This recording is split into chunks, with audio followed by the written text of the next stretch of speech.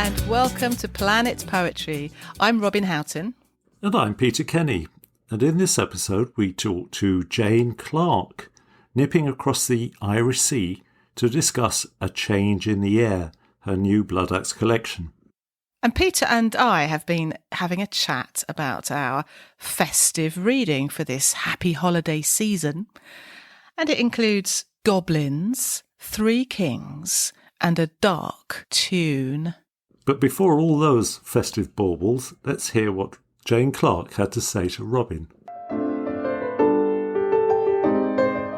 Irish poet Jane Clarke is the author of three collections: The River, 2015, When the Tree Falls, 2019, and A Change in the Air, 2023, all published by Blood Axe Books, as well as two pamphlets, All the Way Home, published by Smith Doorstop in 2019, and Coracle, published by the Museum of Literature Ireland in 2023.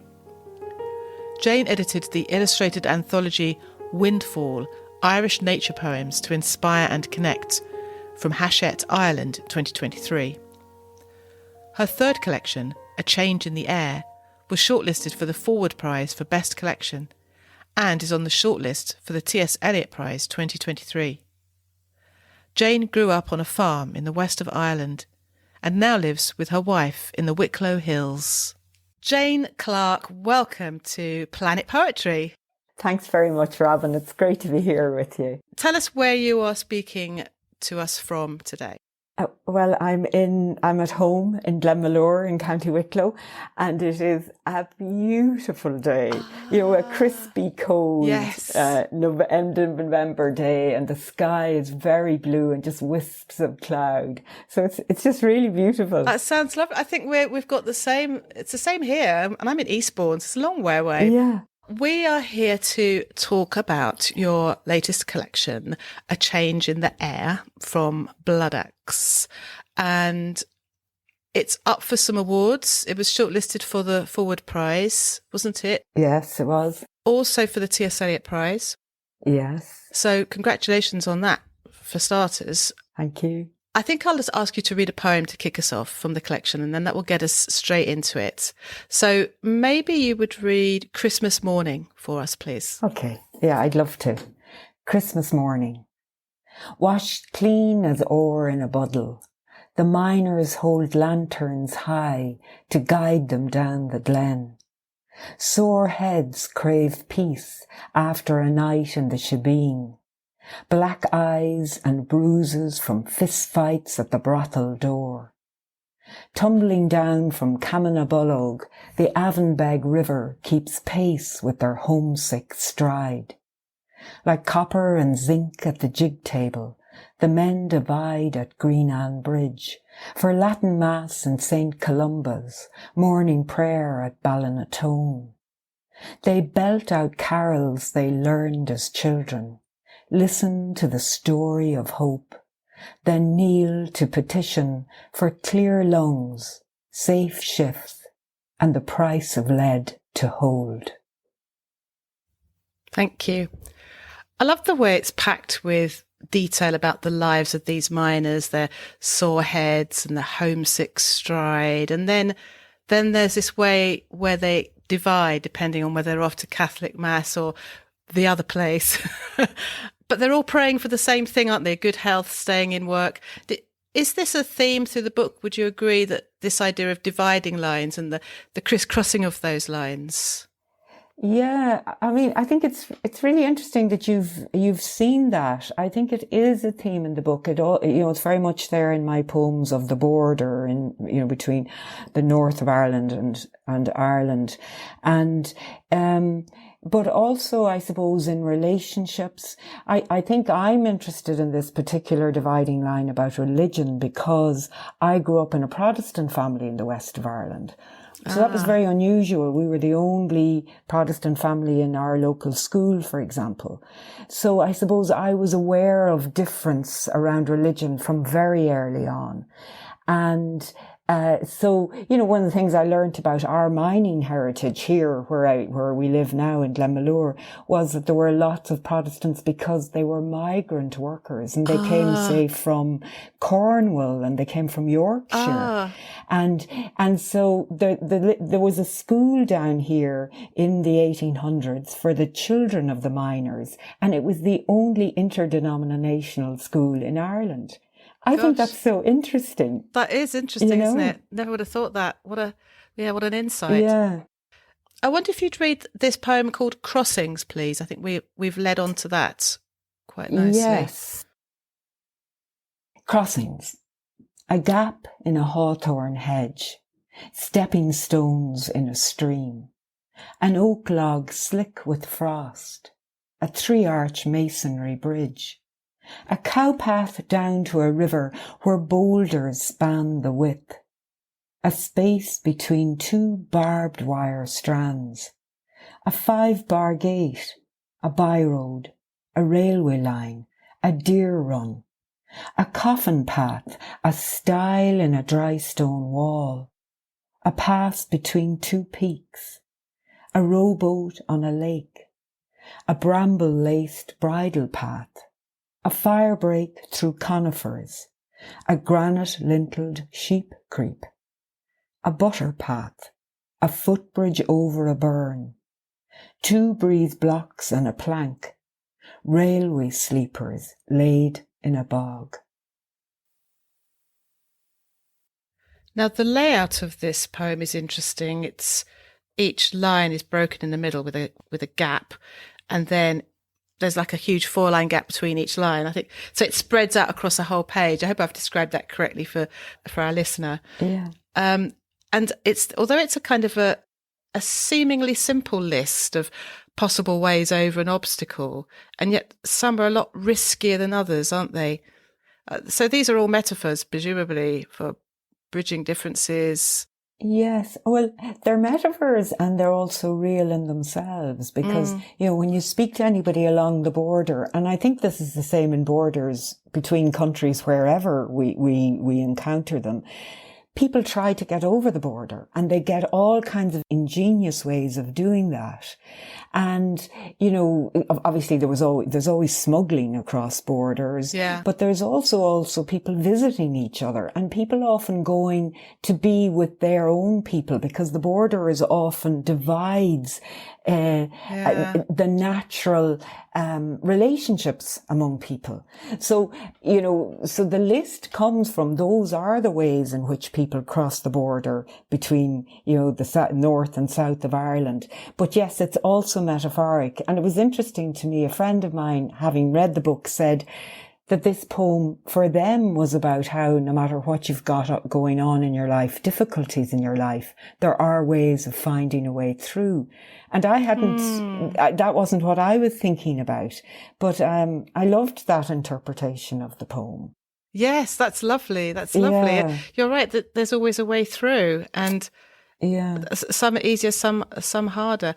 There's this thing, isn't there? Desire paths, when people create an unofficial path that's a shortcut or whatever. And it's like these are all versions of desire paths, I suppose. Yeah, you're right. I've often wanted to write about desire paths and I couldn't, but I think my thinking about desire paths influenced this poem. And here in Glenmalure, where we're in a mountainous area, they have coffin paths because they would lead, the coffin went to Glendalough, which is a spiritual centre. So people wanted to be buried there. So there were ways through the mountains to get to Glendalough, and people call that the coffin path. Gosh. But obviously, again, that would be in any mountainous area that could happen. And the butter path? What's the butter path? The butter path, that's where butter was. You see, butter was one of the things that was smuggled. So, there'd be a butter path through a difficult terrain and it would be smuggled through.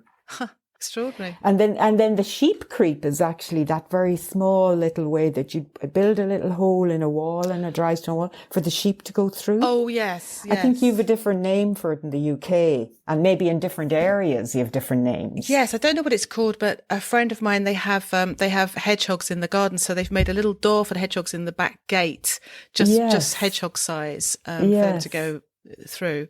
So there must be a name for it. I don't know what it is. That's the same idea, exactly. Yeah, I think so.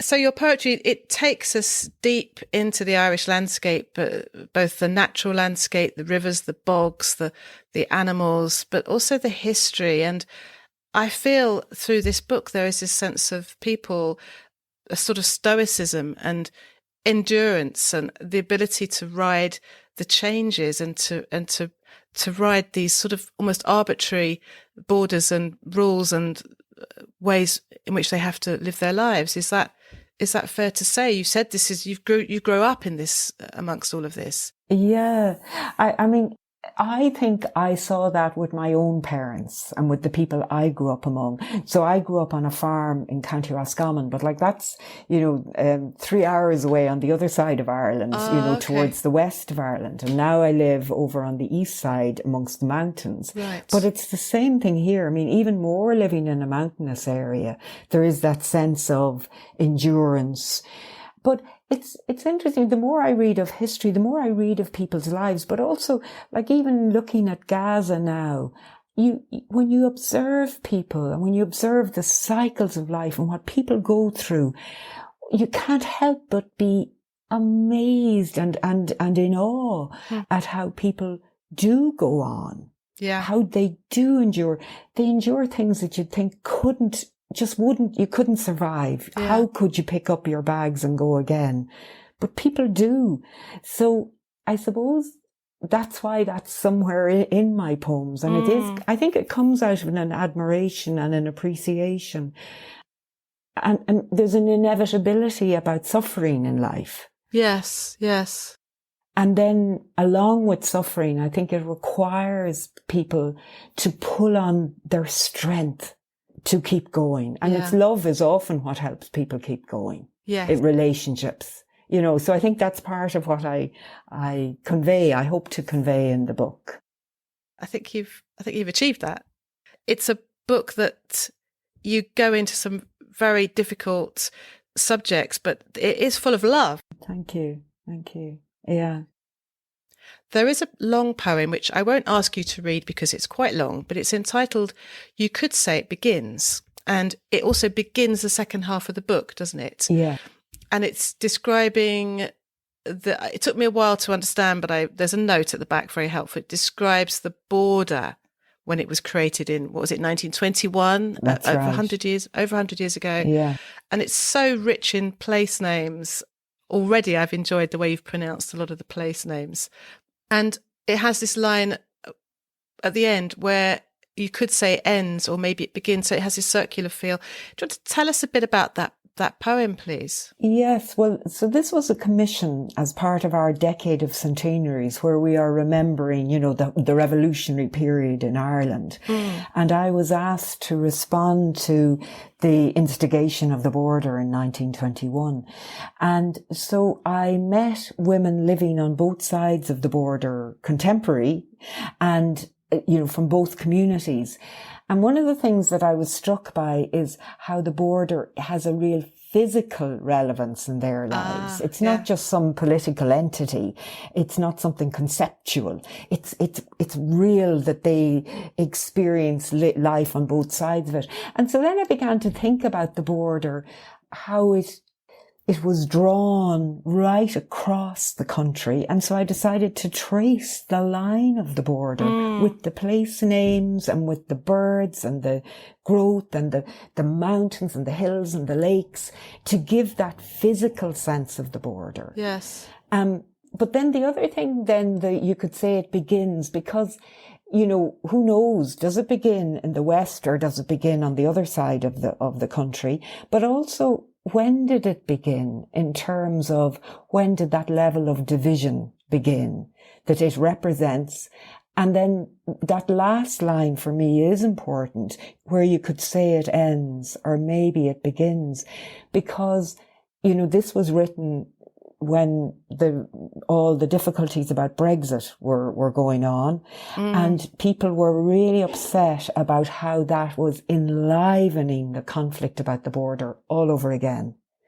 So there was that sense of, we thought we had come to the end, but actually it's been reignited, the concept of border.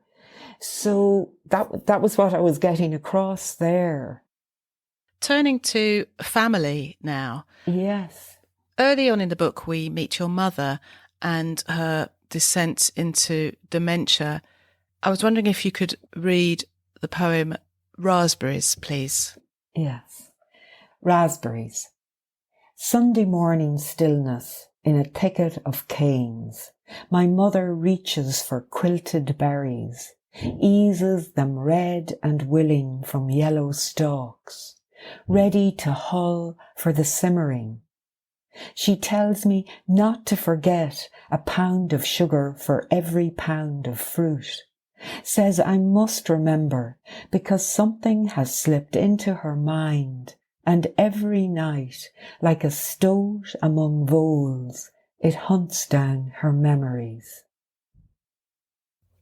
It's told with great delicacy and detail, both beautiful and heartbreaking, the way your mother describes there being a stoat among voles hunting down her memories. It's done very beautifully, I think. Thank you. And I suppose it gets across the two things, because my mother remembers things from way, way back. And it's kind of really surprising, the things she does remember. Like, she remembers things about her garden, and she remembers things about recipes and how to make sponge cake. She'll remember that. And yet then she'll forget that she saw you an hour ago. So I suppose that's part of what I wanted to get across in the poem. The richness of memory and then the loss of memory, and how painful that can be for the person going through it and also the people who love her. Yes, I think it's something that many of us have gone through with our parents, and dementia is often a subject for poetry. I think you've done it in a very creative and beautiful and understated way. And perhaps you could also read another poem relating to that topic, Becoming. Becoming. After Lorna Goodison. I am becoming mother to my mother, closer to mother than I have ever been. I feed, bathe, and console my mother, who fed, bathed, and consoled me. I read my mother's stories till she falls asleep to dream of her mother coming to take her from me. It's such a spare poem, and this sense of inevitability, but there's no bitterness, although what it describes is terribly sad. And the ending is so moving. It reminds me of the end of the poem about the border. It's this circularity, this inevitability of the cycle of life and death, I suppose. Yeah. There's a lovely poem where you describe how your mother craved new potatoes dripping in butter. And in fact, the growing of food and the storing of it, the lack of it, seems to be a recurrent topic, especially potatoes.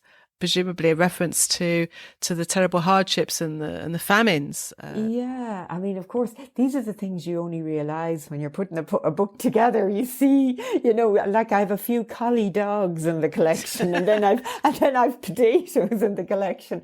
So yeah, I mean, I suppose potatoes were just so central to our lives growing up. Growing them and harvesting them and cooking them and their, the nurture. And then obviously what they mean in Irish society, because of our history.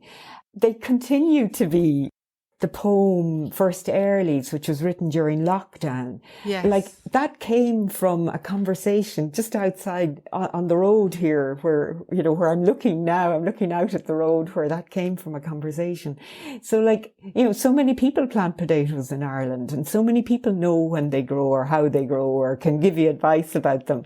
So I suppose it's just picking up on something central to our culture, really. Well, I'm glad you mentioned First Earlies because I was hoping that you would read that one for us, please. Okay, yes. First Earlies. By rights, we'd be standing side by side, making idle conversation as we wait to shake hands with our grieving neighbours after Requiem Mass in Green Anne. But we keep the byroad between us today.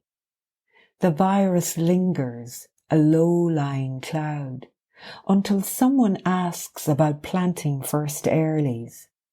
Advice flies from gateway to gateway.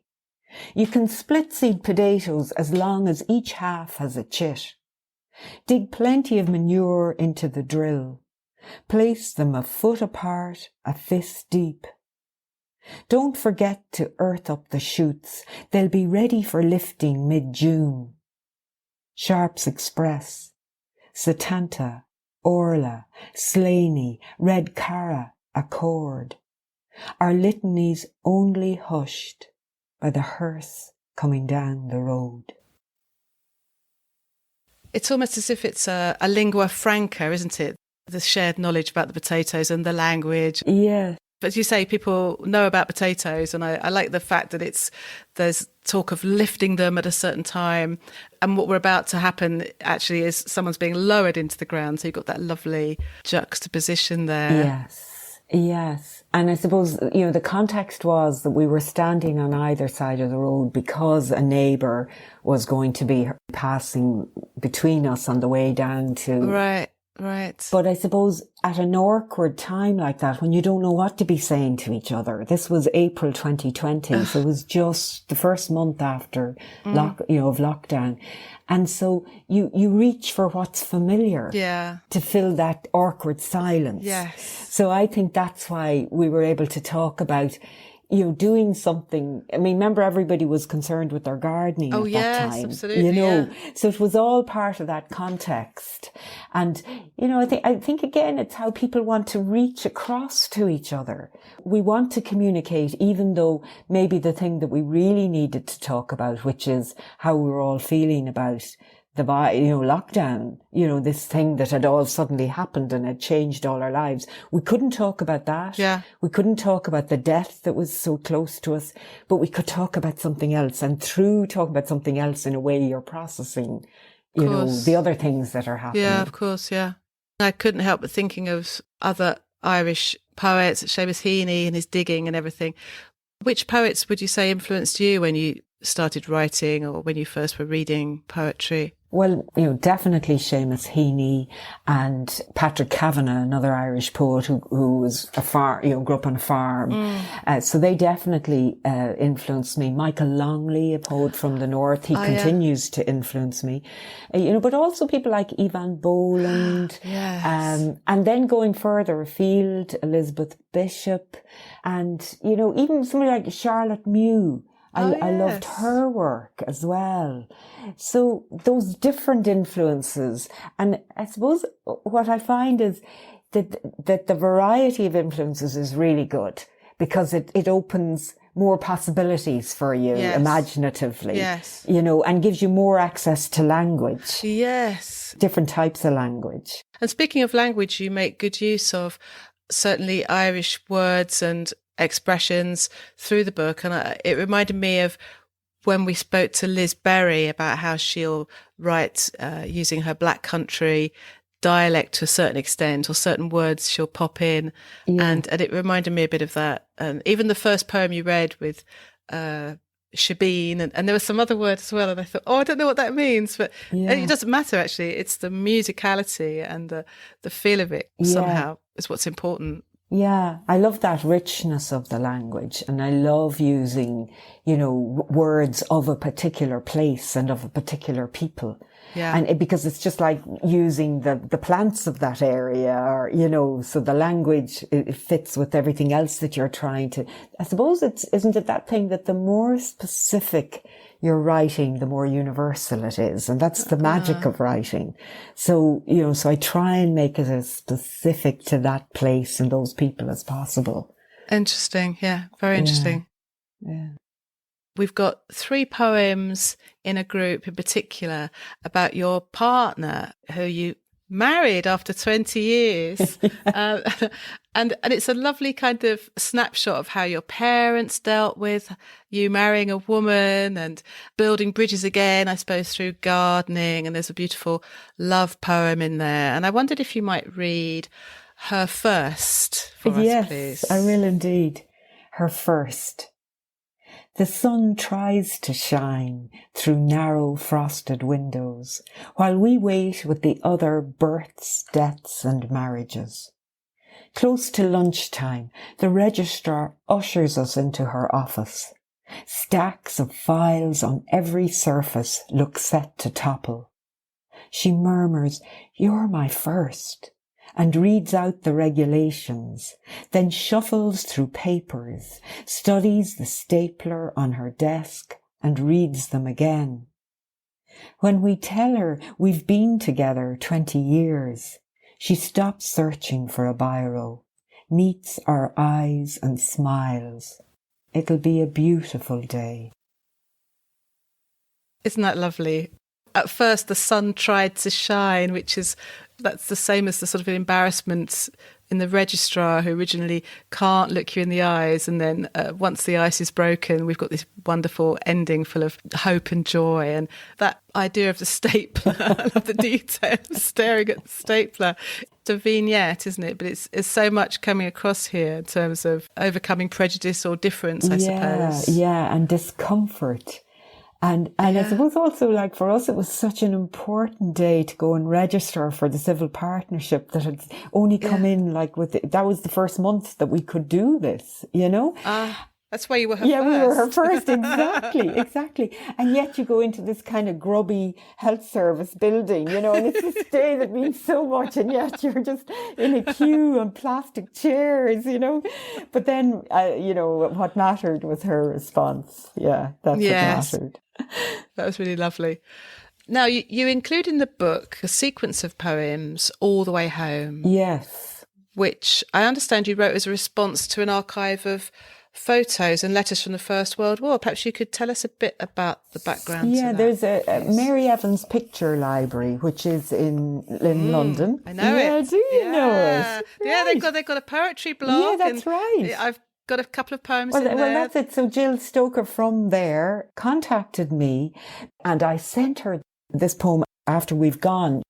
And then she said, "Well, would you be able to do poems? We have this really interesting archive. Do you think you could write poems in response to it?" And I had never done a commission like that before. So I was, you know, that was early on in my writing, relatively early on. So I was really daunted by it. I'd only had one book out at that time. But it just seemed like such a wonderful opportunity because it was letters and photographs and letters between a brother and sister. So the brother was at the front and the sister was at home in London. Yeah. And so I thought, well, look, I will try. And I suppose I was also interested in all the Irish soldiers who had gone to the First World War. So it allowed me honour them as well. And, you know, 2 great uncles of mine had died in the First World War, which I hadn't even known about until I started this work. Oh, really? So I was really glad I did take it on, and I got more confidence through it to respond to something that seemed more of a distance from my own life. You know, up until that, most of the work had come just from what I knew. But this was very different. Took you back. Yeah. I wonder if you could read After We're Gone, please. After we're gone, farmers will level the ground, backfilling shell holes and trenches, picking coins, buttons, tin cups, bootlaces, shaving mugs, razors from soil that has buried letters, curses, men and horses. They'll never know one of the lads keeps celandine and meadowsweet in a whisky glass by his pallet. Another passes the time at the parapet, naming the flowers in his mother's garden. Foxgloves, peonies, lupins, heart's ease. When I try to forget what I've seen, I think of my neighbours with rakes and scythes between hedges, scented by honeysuckle and wild rose. There's all the bits and bobs that get dug up decades later, telling us about what went on and the details. One of the lads keeps celandine and meadowsweet in a whiskey glass by his pallet. Lots of beautiful detail here. I suppose in some ways it's about history.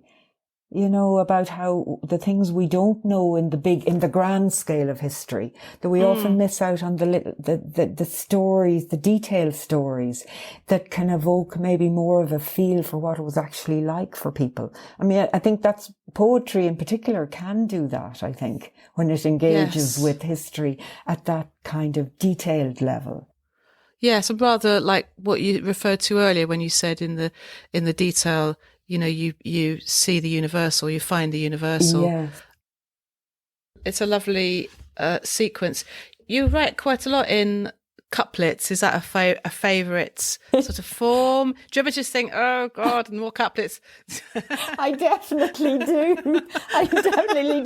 And sometimes I try other forms and I bring them to my workshop group and they say, I think you need couplets here. And I think, oh no, what is it? I speak as a couplet fan myself. Things always seem to sort of look better in couplets. I don't know why. And I mean, I do think it's about the rhythm, that the couplets often suit my rhythm. They give space, and you can hear, you can hone in on the sounds and the words very, very clearly. But you can be sure, Robin, if you see any of my poems in another form, you can be sure I'm delighted to have managed to put it in another way.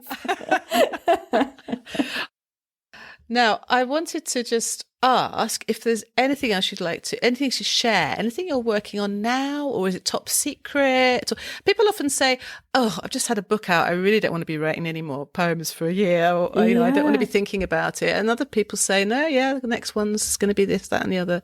So I'm just interested to know what camp you're in there. One thing I'm working on is the Burren is this really beautiful landscape in the west of Ireland in County Clare. And so I've been invited to work with a group of artists.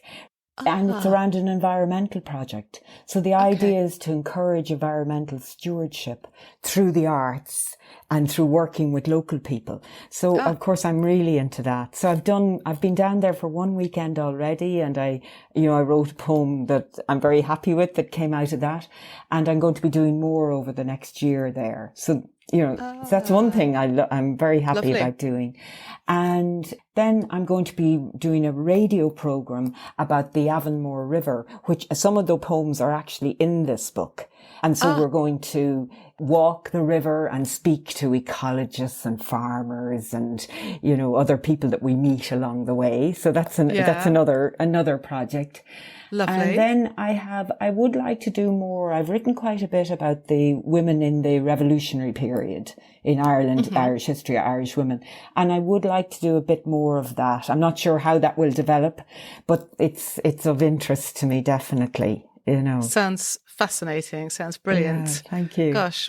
Well, it's been wonderful talking with you, Jane. Thanks so much for coming on and sharing your writing and your influences. Well, thank you, Robin, and thank you for your questions. And I just really appreciated how carefully you had read the book. When someone encounters the work very thoughtfully like that, they help me see the work again, because it's the outsider's look that helps you stand back a bit. And we just need that with our work, don't we, all the time? Well, absolutely. And on the podcast, we love doing close readings and then speaking to the poets afterwards. And it's not quite the same as writing a review, I don't think. Yeah, yes. Doesn't feel that way because because you have that interaction, which makes a big difference. You can clear things up. But we love it when we say something like, well, is it true that this is da-da-da? And it's like, well, not really. Oh, okay. But that's good.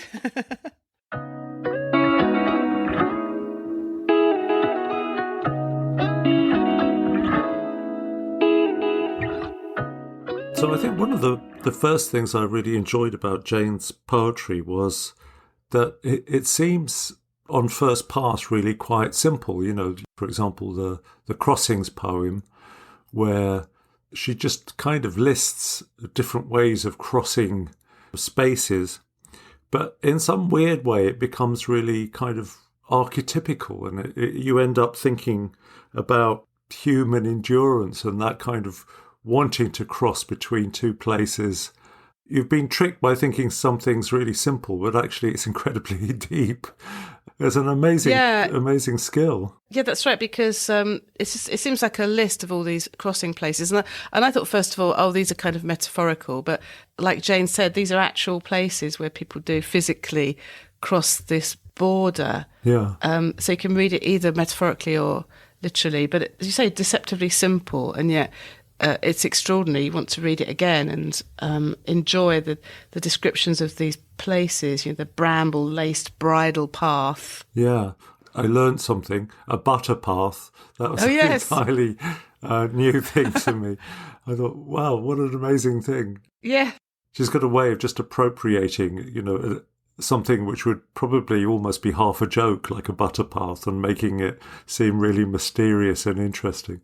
Yes, and this poem actually comes directly after a poem called You Could Say It Begins, which Joan and I did speak about briefly, although I didn't ask her to read the whole poem.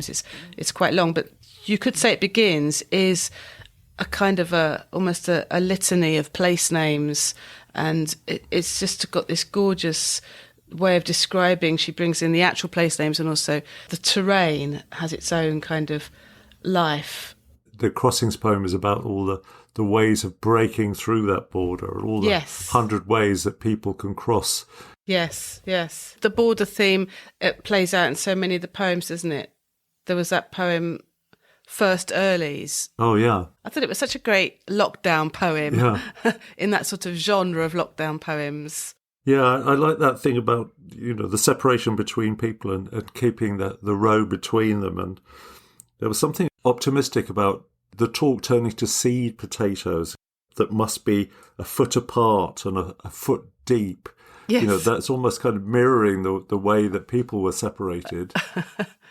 But then, you know, you plant these things and they become a kind of nurturing way of feeding and living in the future. So it's kind of weirdly optimistic at the same time. Although... Yeah, very, very optimistic. There was a burial just about to happen as well. So that was also, you know, somebody being planted in the ground, you know. Yeah. I suppose you could say that's almost spiritually optimistic too.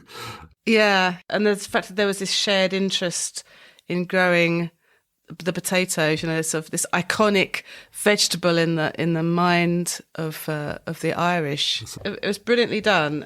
A vignette, but it was so clever, so many layers to it, like you say, the burial of the person, the burial of the potatoes, the rules about distances being apart, and I don't know, sort of a light touch, but very, very skillful. Yeah, and that beautiful poem, Raspberries, you know, just her mother talking about raspberries, but the fact that her mother's losing her memory. Oh, yes. The whole poem is about making a jam, a preserve, you know, in which things are kept viable, you know, preserved. Yes, I hadn't thought about that. Yes, that's the preserving of the jam and the preserving of memories, or how to preserve something that's slowly being lost. And that image is so striking, you know, and every night, like a stoat among voles, it hunts down her memories. I love that, yeah. I went rabbiting as a child with some friends in Guernsey, and they were putting ferrets down rabbit holes, and it was just an appalling business. It appalled me, and I never did it again. But that, you know, like a stoat among voles is, to me, such an incredibly vivid metaphor. Yes, and that link to the countryside again, and to, you know, old ways or whatever, the historic. And the poem, Her First, you know, it's sort of a lovely choice to talk about a huge moment in her own life, but through the eyes of somebody that was a registrar that it wasn't quite so important to. And the fact that somehow the registrar kind of offered a blessing in the way of saying it'll be a beautiful day was actually tremendously moving and such a deft and yeah. understated way of saying what an immense moment that was. Yes, and how the registrar sort of overcame her moment of insecurity about the situation or embarrassment or whatever. As soon as she engaged with these two women, and immediately, it kind of, the embarrassment fell away, and we've got this sort of lovely sense of hope at the end, and fun, actually. Again, another kind of situation which could be dealt with in a more heavy-handed way. It could be more sort of sad or difficult, and yet the difficulty was overcome, and you're left with this very uplifting sense. Yeah, I love the way it doesn't tell anybody what to think. It just shows a moment, and but it's such a positive and uplifting moment. It's lovely, absolutely lovely. And I also like that poem Becoming, about I'm becoming mother to my mother. She's looking after her mother, and then her grandmother is kind of waiting in the wings so that the grandmother and the mother will be together looking after one another, perhaps in an afterlife or in death or something. Yeah. That's what I meant by archetypical, really, this timeless circle. Again, really deceptively simple, but actually a beautiful thing. Yeah, yeah. I love Jane's work. She's a beautiful writer. Agreed. And so this book, A Change in the Air, is shortlisted for the Forwards, and it's shortlisted for the T.S. Eliot. So Jane will be reading at the South Bank in January. Yeah. And we might even go to that, mightn't we, Peter? Who knows if we can find transport to get us to London on a Sunday night in January. Yeah, it's always an exciting and slightly bleak thing to do, isn't it? Trying to find your way back. So good luck to Jane Clarke, anyway.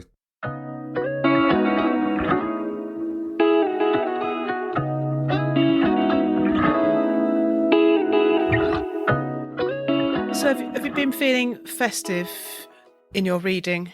I have actually, Robin. As you probably remember, I'm a big fan of Christmas. I love everything about it. I can get sentimental just looking at Christmas tree lights. I was listening to some Christmas carols on the radio the other day, and a real banger came on in the bleak midwinter. It's a cracker.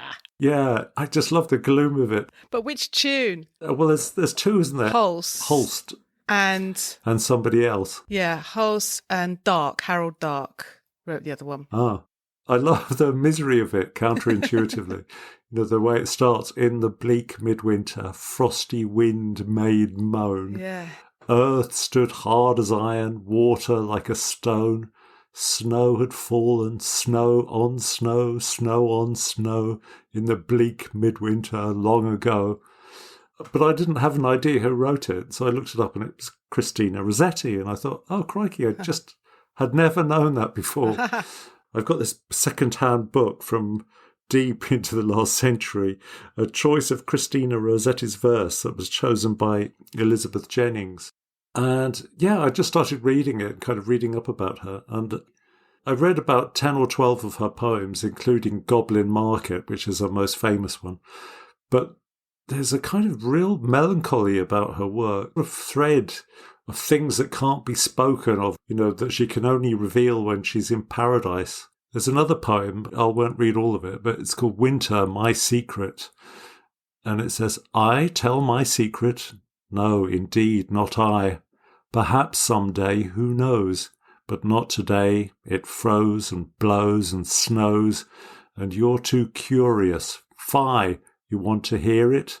Well, only my secret's mine, and I won't tell. I like that. So many poems where the answer is, you'll find out after death or something. Mm. And it kind of makes me wonder what the secret that she had was. She was proposed to a few times, but kind of spurned people on the basis of their religion being wrong. They were Catholics and she wasn't, or vice versa. There's something troubling her all the time. And, like I say, it's very melancholy. Perhaps it was just like unrequited love or something romantic. Yeah, I think there was a bit of unrequited love. She writes about that quite a lot. But her most famous poem is Goblin Market. Oh, yes, I've heard of that. Well, it's 567 lines long. And I read it through, and then I did the washing up the other day, listening to a recorded version on YouTube, just somebody reading it. so deeply weird. I've heard that performed by the Live Canon Ensemble. I'm sure I've heard that performed by really? them. Yes, and I didn't know it at all. It's very strange, isn't it? Well, with a modern sensibility, you could almost be sniggering at it, really. Her original title for it, which is the thing that makes me snigger, was A Peep at the Goblins, which is a phrase. That's got to be a euphemism for something.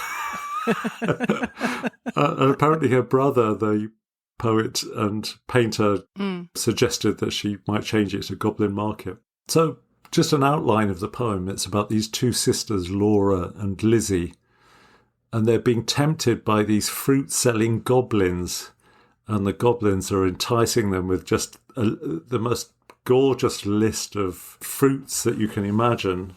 I'll just give you a flavour of that.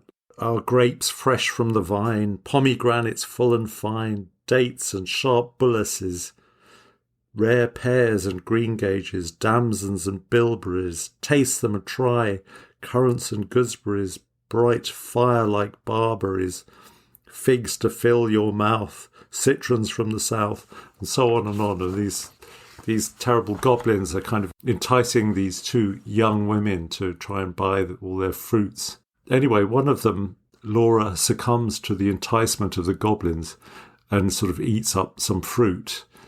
But her sister Lizzie resists the fruit call. She watches Laura grow sick from, her indulgence of this fruit, and she becomes like an addict. She sort of really wants more and more of the fruit and is kind of wants to go back there. But after a while, she can't hear the call of the goblin men anymore. It's like she's become addicted, but then she can't hear them, and then she starts pining away and dying.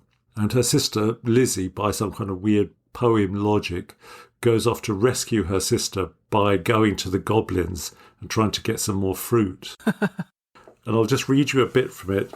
So this is the sister Lizzie coming back from having gone to go and see the goblins. She cried, "Laura," up the garden. "Did you miss me? Come and kiss me. Never mind my bruises. Hug me, kiss me, suck my juices, squeezed from goblin fruits for you. Goblin pulp and goblin dew. Eat me, drink me, love me. Laura, make much of me. For your sake I have braved the glen and had to do with goblin merchantmen." Laura started from her chair, flung her arms up in the air, clutched her hair. "Lizzie, Lizzie, have you tasted for my sake the fruit forbidden? Must your light like mine be hidden, your young life like mine be wasted, undone in mine undoing, and ruined in my ruin, thirsty, cankered, goblin-ridden?" She clung about her sister, kissed and kissed and kissed her. Tears once again refreshed her shrunken eyes, dropping like rain after long sultry drouth. Shaking with anguish, fear and pain, she kissed and kissed her with a hungry mouth. Her lips began to scorch, that juice was wormwood to her tongue. She loathed the feast, writhing as one possessed. She leapt and sung, rent all her robe, and wrung her hands in lamentable haste, and beat her breast. Her locks streamed like the torch borne by a racer at full speed, or like the mane of horses in their flight, or like an eagle when she stems the light straight towards the sun, or like a caged thing freed, or like a flying flag when armies run. Swift fire spread through her veins, knocked at her heart, met the fire smouldering there, and overbore its lesser flame. She gorged on bitterness without a name. Ah, fool, to choose such a part of soul-consuming care. God. And it goes on. But anyway, I don't know about you, Robin, but is that quite racy? It is somewhat, isn't it? There are Good also- God. So she's basically kind of licking and kissing all the juices from this terrible goblin fruit off her sister. And this leads to a health crisis. poor Laura is like sort of, is she going to die? Is she going to survive? And then she comes through. And the end of the poem is a sort of sedate thing. Years later, one of the sisters is saying to their children that there's no such love as like sisterly love. Is that how it ends? Yeah, and it all sort of ends happily ever after in a way. But there's this kind of tempestuous, it's kind of gothic, but it's so full of sensuality, but just well weird. Yeah, just very interesting and surprisingly passionate. Yeah.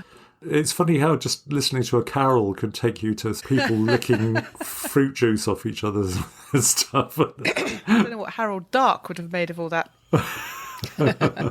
But yeah, Christina Rossetti, and she was born in 1830 and died in 1894. So how about you, Robin? Have you been festive in your reading? I turned to a classic of this time of year. Yeah. T.S. Eliot's Journey of the Magi.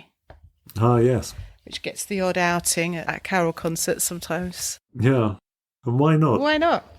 It's interesting because although it's written in that kind of mood of despair and alienation and world weariness that we come to love about Monsieur Eliot, I really like it, and it's actually quite accessible. I think that's one of those reasons it gets brought out at Christmas concerts sometimes, because it does have an appeal.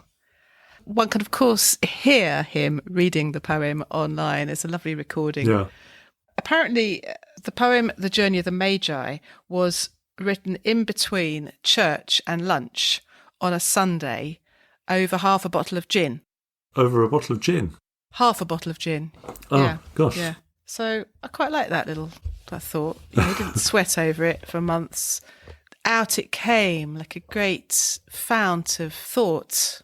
It's a story of the three kings who famously in the Bible visit the baby Jesus. They come from countries in the Far East. We're never told exactly where from, I don't think. And it's told in the person of one of them. Shall I read it? Yeah, I'd love to hear that again. Journey of the Magi. A cold coming we had of it. Just the worst time of year for a journey, and such a long journey. The ways deep and the weather sharp, the very dead of winter. And the camels galled, sore-footed, refractory, lying down in the melting snow. There were times we regretted the summer palaces on slopes, the terraces and the silken girls bringing sherbet. Then the camel men cursing and grumbling and running away and wanting their liquor and women. And the night fires going out and the lack of shelters and the cities hostile and the towns unfriendly and the villages dirty and charging high prices. A hard time we had of it. At the end we preferred to travel all night, sleeping in snatches, with the voices singing in our ears saying that this was all folly. Then at dawn we came down to a temperate valley, wet, below the snow line, smelling of vegetation, with a running stream and a watermill beating the darkness, and 3 trees on the low sky, and an old white horse galloped away in the meadow. Then we came to a tavern, with vine leaves over the lintel, 6 hands at an open door dicing for pieces of silver, and feet kicking the empty wineskins. But there was no information, and so we continued, and arrived at evening, not a moment too soon, finding the place. It was, you may say, satisfactory. All this was a long time ago, I remember, and I would do it again, but set down this. Were we led all that way for birth or death? There was a birth, certainly. We had evidence, and no doubt.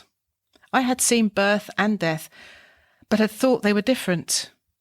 This birth was hard and bitter agony for us, like death, our death. We returned to our places, these kingdoms, but no longer at ease here in the old dispensation with an alien people clutching their gods. I should be glad of another death. It's powerful stuff. I think it's Eliot at his least sort of obfuscating. Like you said, that he wrote that really quickly. You can feel that, something like the four quartets. You can imagine him sweating over every line of that, whereas this does flow. Yeah. And I think it's a really interesting choice to tell the story without telling the story, and also just focusing on one of the minor players. And it's not a joyful story. It's not, the good news story. I've seen it said in workshops, writing workshops, you're asked to imagine a famous event from the point of view of a minor character, and this has to be the kind of model for that, really. So in a way, it's interesting that you started by reading In the Bleak Midwinter, or the first verse of that, and you said how it doesn't seem like a lovely time of year. It's all hard and cold and difficult. And actually, we've come full circle now, because that's the story of the Magi as well. That's how he tells the story. It was a hard time. I like the way that the journey of the Magi ends. He's questioning all these gods, and those are all no longer meaningful because he had that experience. Yeah, he's like an old man ready for death. And yet here was T.S. Eliot, who's just converted, seen the light and is full on into the strict discipline of the Anglo-Catholic Church. You think he'd be in a joyful mood. It's almost as if his poem is a sort of an elegy. Yeah.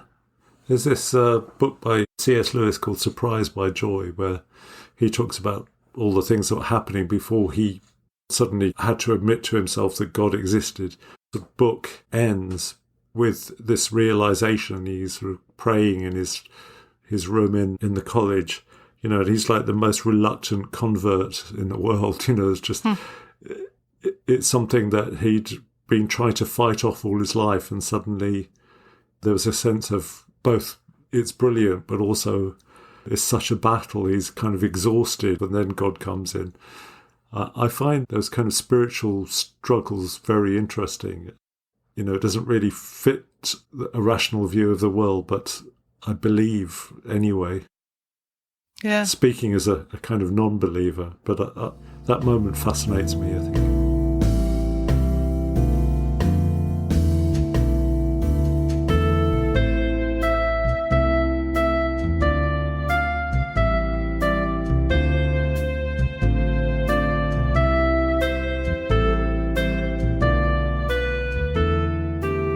We're feeling well festive now, I think, aren't we, Peter? So I think you've got a little poem to read us to sign off with today.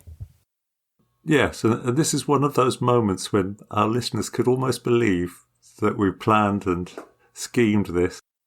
So it's a poem by our friend Jeremy Page, previous guest on Planet Poetry.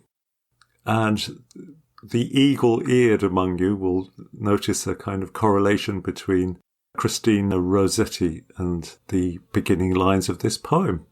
And it's called Congregation, and it's a wonderful thing, dripping with Christmas and general cheerfulness. Congregation. It was midwinter bleak, sky like lead, earth harder than iron, snow falling, snow on snow on snow. B-roads leading nowhere, and the lights of home a long way off, winking to no one.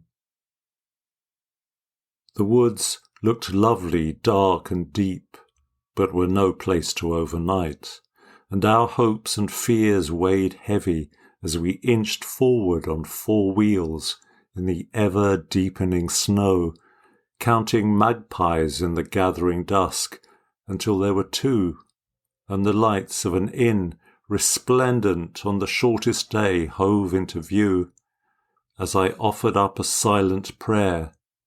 Let them not be inhospitable to strangers, lest we be angels in disguise. And though we weren't, they were not, and there was room at the inn, and music, and soup, and a fire that would burn all night, and there was harmony among the congregation of the marooned. And for that one night we could almost believe in the light, for all the darkness that had come before. Oh, that's excellent, isn't it? That was very What nice, a wasn't lovely it? way to sign off. Well done, Jeremy. I think so. We're about to take our break, aren't we, Peter, for Christmas and New Year? But there's lots to come, isn't there, in 2024? Yeah, I mean, it's I can't see much beyond all the parties and the cooking and the shopping and things. But Try. over the horizon, in that dim and distant 2024, we've got interviews with Sean Hewitt. We've got a lovely interview with Tamar Yoseloff. Isabel Gallimore we've got coming. Oh, that's good. And also Paul Stevenson is lined up. Well, that'll be excellent. And we've many other poets that we've yet to cat-herd into the pen, but They're approaching the funnel. the poet funnel. We'll soon have them in that pen. So when are we back, Peter? Thursday, the 18th of January. 2024. Yes. Are you going to do a no-booze January? You're joking, I've just done a no booze November. Oh, gosh, yeah. I'm going to be raising the odd glass to the new year. And I tell you what would be absolutely fantastic would be if it were a glass bought us by one of our excellently kind and generous listeners, because they could buy us a glass or something, couldn't they? At They could. buymeacoffee.com/Planet Poetry. It doesn't have to be coffee, does it? Hasn't got they to be can buy us a coffee. coffee, but that can translate... Well, it translates into paying for the podcast, really, doesn't it? A beaker. Yes, it helps Yeah. to pay for the podcast. So A beaker full of the warm south with beaded bubbles winking at the brim. oh, that's nice. What's that? That's a bit of Johnny Keats. Oh, Yeah. I think I'll buy you a coffee just for having come up with that. Actually, that was impressive. Well, let's take this opportunity, Robin, to wish all our lovely listeners a splendid holidays, Christmas yes, and all other holidays, yes, and a splendiferous new year. It can only get better, surely. absolutely. A huge thank you to you for listening, our listener. We hope you've enjoyed it and have a lovely Christmas and a joyous New Year from us both. See you in 2024. Cheerio for now. Merry Christmas. Christmas.